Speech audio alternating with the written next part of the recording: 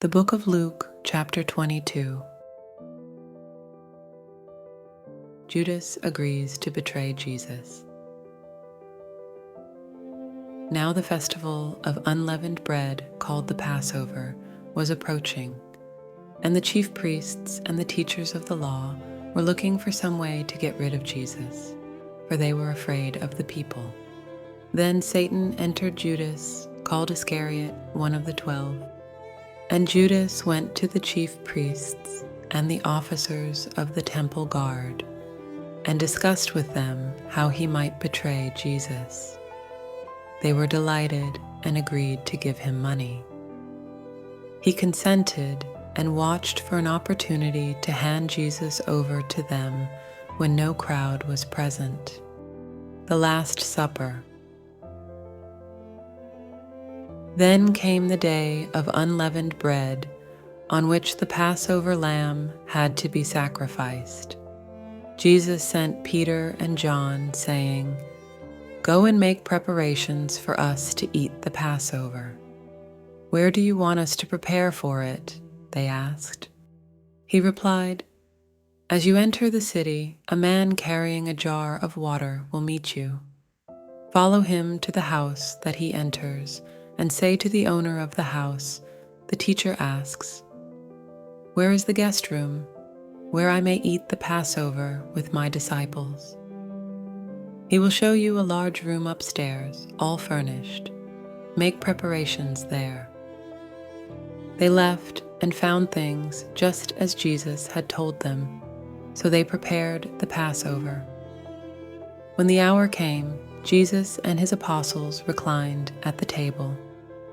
And he said to them, "I have eagerly desired to eat this Passover with you before I suffer. For I tell you, I will not eat it again until it finds fulfillment in the kingdom of God." After taking the cup, he gave thanks and said, "Take this and divide it among you. For I tell you, I will not drink again from the fruit of the vine until the kingdom of God comes." And he took bread, gave thanks, and broke it, and gave it to them, saying, "This is my body given for you. Do this in remembrance of me." In the same way, after the supper, he took the cup, saying, "This cup is the new covenant in my blood, which is poured out for you. But the hand of him who is going to betray me is with mine on the table. The Son of Man will go as it has been decreed, but woe to that man who betrays him."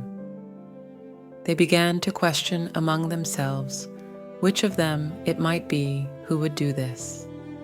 A dispute also arose among them as to which of them was considered to be greatest.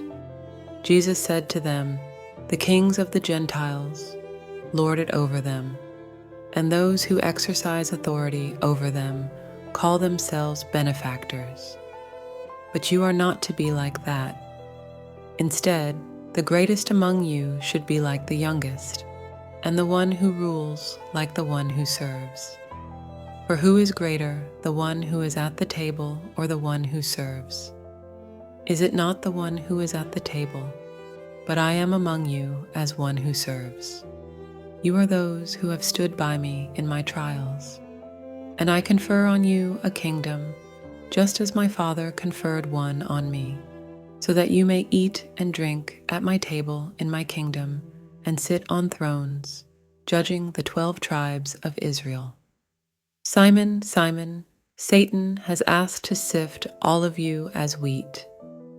But I have prayed for you, Simon, that your faith may not fail. And when you have turned back, strengthen your brothers." But he replied, "Lord, I am ready to go with you to prison and to death." Jesus answered, "I tell you, Peter, before the rooster crows today, you will deny 3 times that you know me." Then Jesus asked them, "When I sent you without purse, bag, or sandals, did you lack anything?" "Nothing," they answered. He said to them, "But now if you have a purse, take it, and also a bag. And if you don't have a sword, sell your cloak and buy one. It is written, and he was numbered with the transgressors. And I tell you that this must be fulfilled in me. Yes, what is written about me is reaching its fulfillment." The disciples said, "See, Lord, here are 2 swords." "That's enough," he replied. Jesus prays on the Mount of Olives. Jesus went out as usual to the Mount of Olives, and his disciples followed him. On reaching the place, he said to them, "Pray that you will not fall into temptation." He withdrew about a stone's throw beyond them, knelt down and prayed, "Father, if you are willing, take this cup from me, yet not my will, but yours be done." An angel from heaven appeared to him and strengthened him, and being in anguish, he prayed more earnestly, and his sweat was like drops of blood falling to the ground.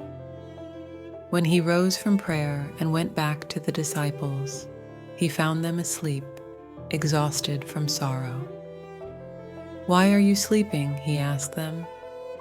"Get up and pray so that you will not fall into temptation." Jesus arrested. While he was still speaking, a crowd came up, and the man who was called Judas, one of the 12, was leading them. He approached Jesus to kiss him, but Jesus asked him, "Judas, are you betraying the Son of Man with a kiss?" When Jesus' followers saw what was going to happen, they said, "Lord, should we strike with our swords?" And one of them struck the servant of the high priest, cutting off his right ear. But Jesus answered, "No more of this." And he touched the man's ear and healed him.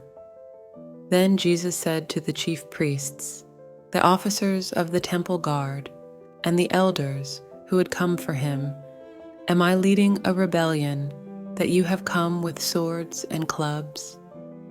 Every day I was with you in the temple courts, and you did not lay a hand on me. But this is your hour, when darkness reigns." Peter disowns Jesus. Then seizing him, they led him away and took him into the house of the high priest. Peter followed at a distance. And when some there had kindled a fire in the middle of the courtyard and had sat down together, Peter sat down with them. A servant girl saw him seated there in the firelight. She looked closely at him and said, "This man was with him." But he denied it. "Woman, I don't know him," he said. A little later, someone else saw him and said, "You also are one of them." "Man, I am not," Peter replied. About an hour later, another asserted, "Certainly this fellow was with him, for he is a Galilean." Peter replied, "Man, I don't know what you're talking about." Just as he was speaking, the rooster crowed. The Lord turned and looked straight at Peter. Then Peter remembered the word the Lord had spoken to him. "Before the rooster crows today, you will disown me 3 times." And he went outside and wept bitterly. The guards mock Jesus. The men who were guarding Jesus began mocking and beating him. They blindfolded him and demanded, "Prophesy, who hit you?" And they said many other insulting things to him. Jesus before Pilate and Herod. At daybreak, the council of the elders of the people, both the chief priests and the teachers of the law, met together, and Jesus was led before them. "If you are the Messiah," they said, "tell us." Jesus answered, "If I tell you, you will not believe me, and if I asked you, you would not answer.